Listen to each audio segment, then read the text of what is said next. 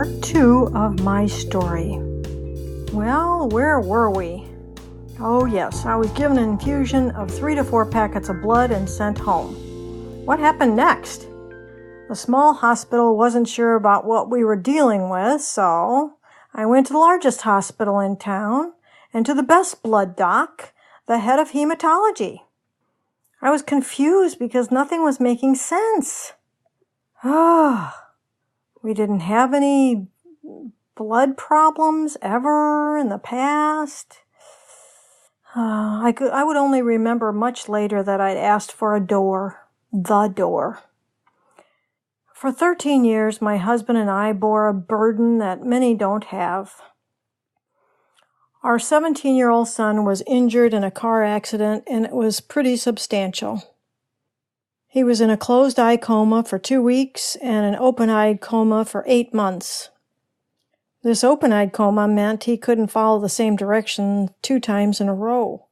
To many, this meant he was as close to a vegetable as you can get without actually being in the crisper. We knew our son, and we knew ourselves, and we decided to take him home instead of send him to a facility as they had suggested. At 8 months in, we found a way to communicate with him. It wasn't easy, and just moving his body from bed to wheelchair was a pretty good feat for either of us. We're both under 5'9", and he's over 6 foot. He had a pretty good body because previous to the accident, he played football, baseball, hockey, basketball, and he skied. But we had lots to learn. I wrote a book called Lemon Meringue Life, and our journey took twists and turns over the next 13 years. Oh, yes, it was very hard on both of us, and looking back, we still don't know how we did it day in and day out.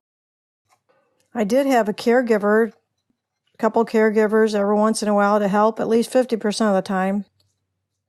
But it was still too much for me. And over a year's time, I asked God repeatedly, would he show me the door? I couldn't take it anymore, and I didn't know any other way out. I wanted to die. Surely that wasn't asking too much. Well, let's go back to that big hematologist. He had the key to the door. This rare blood disorder only affects 3 in a million. And there was an answer. I was thrilled. He explained that he didn't know why I had this issue. You never know why people have gotten aplastic anemia. But here was, and they had a fix. Chemo. All he had to do was put a port in my chest and put chemo in it for 2 weeks, and as he would say, it won't kill you. My whole body must have looked like a lump on a log, because, I watched my mother go through chemo, and I would never do that to myself or have my family go through that with me. Never. Never.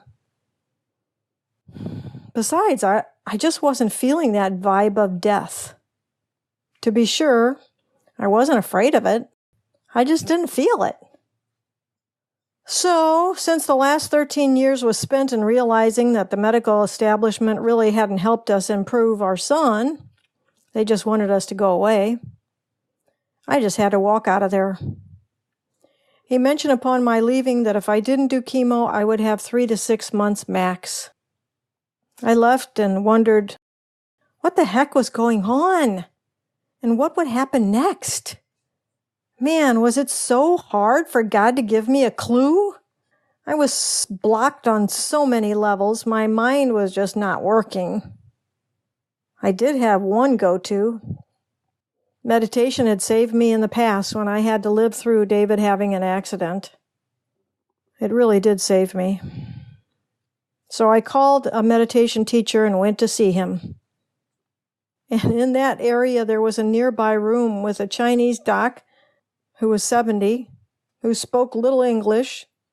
And before you could figure out how to eat with chopsticks, I was sitting at his desk and he was diagnosing me with TCM, traditional Chinese medicine.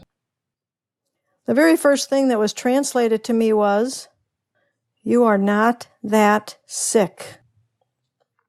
I had to have him repeat it 3 times. What? This guy gets me. And what the heck am I doing here? Am I completely out of my mind? There's a doc in a very high building with a very long resume who tells me I have 6 months at the least. And then there's this little old man who tells me, hey, it ain't that bad. Really? Who to believe? You can imagine my choice. It wasn't hard, well, not like moving a building with my bare hands, but still my brain was ping-ponging back and forth, and since it was busy doing that, I thought it best just to listen to my heart. It was strong and solid, and I was not dying. That was enough for me. With his suggestions, herbs, and work on me, within 3 months I was feeling much better.